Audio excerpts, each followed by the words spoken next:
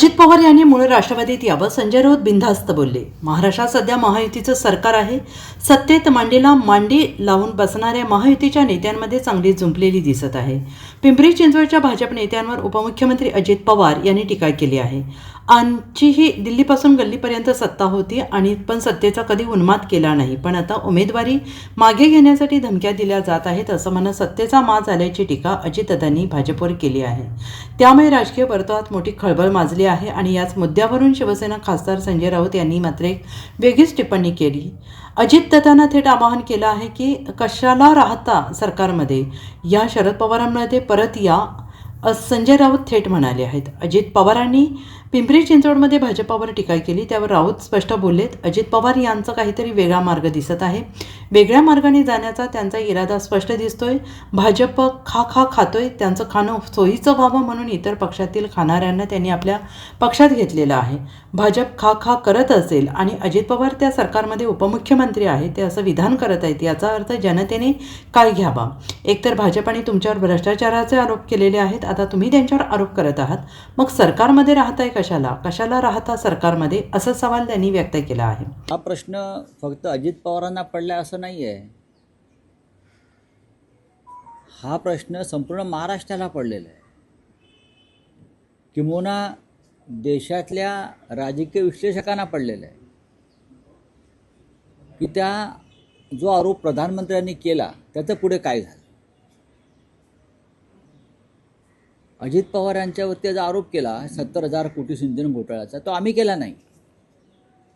गाडीवर पुराव्यांची घोषणा आम्ही केली नाही. भोपाळमध्ये भारतीय जनता पक्षाच्या बैठकीत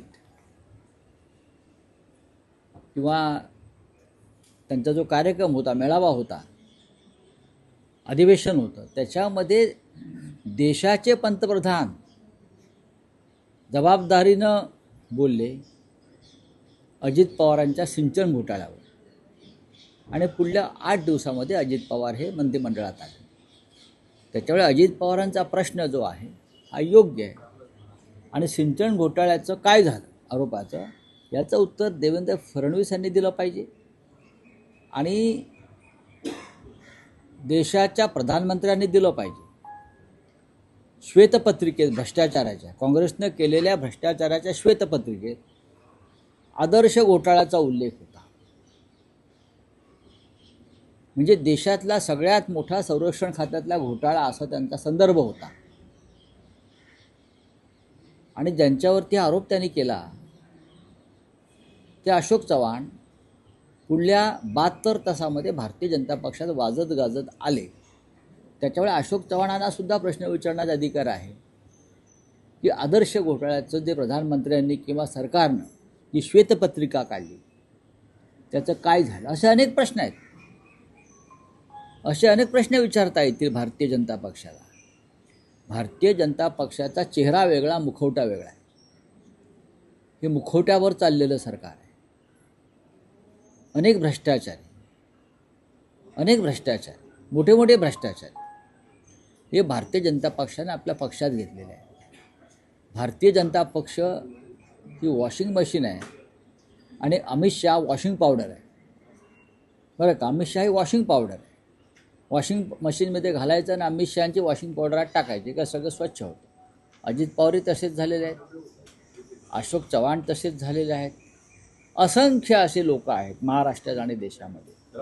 महापालिका निवडणुकांमध्ये महायुती चिंचवडमध्ये बोलताना असं म्हटलंय की भाजपला सत्तेचा माज आलाय ना, असं कोण म्हणताय?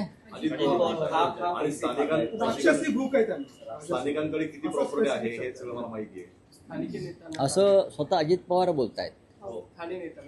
अजित पवारांचा काहीतरी वेगळा मार्ग दिसतोय. वेगळ्या मार्गाने जाण्याचा त्यांचा इरादा दिसतो यातून स्पष्ट. भारतीय जनता पक्ष खातो आहे आणि त्यांना खाणं सोयीचं व्हावं म्हणून इतर पक्षातल्या खाणाऱ्यांना त्याने आपल्या पक्षात घेतलं आहे. इतर पक्षातल्या खाणाऱ्यांना. जर भारतीय जनता पक्ष खात असेल, लूट करत असेल, भ्रष्ट मार्गाने प्रॉपर्ट्या करत असेल आणि अजित पवार त्या पक्षात उपमुख्यमंत्री आहेत त्या सरकारमध्ये, आणि ते अशा प्रकारचं विधान करता आहेत याचा अर्थ जनतेने काय घ्यायचा? एकतर तुमच्यावर भ्रष्टाचाराचे आरोप भाजपने केलेले आहेत आणि आता तुम्ही भाजपवरती भ्रष्टाचाराचे आरोप करता. मग सरकारमध्ये राहताय कशाला? कशा करता राहताय सरकारमध्ये? या शरद पवारांबरोबर परत. नाहीतरी तुम्ही युती केलेलीच आहे पिंपरी चिंचवड आणि पुण्यामध्ये. Bureau report SBN Marathi, Mumbai.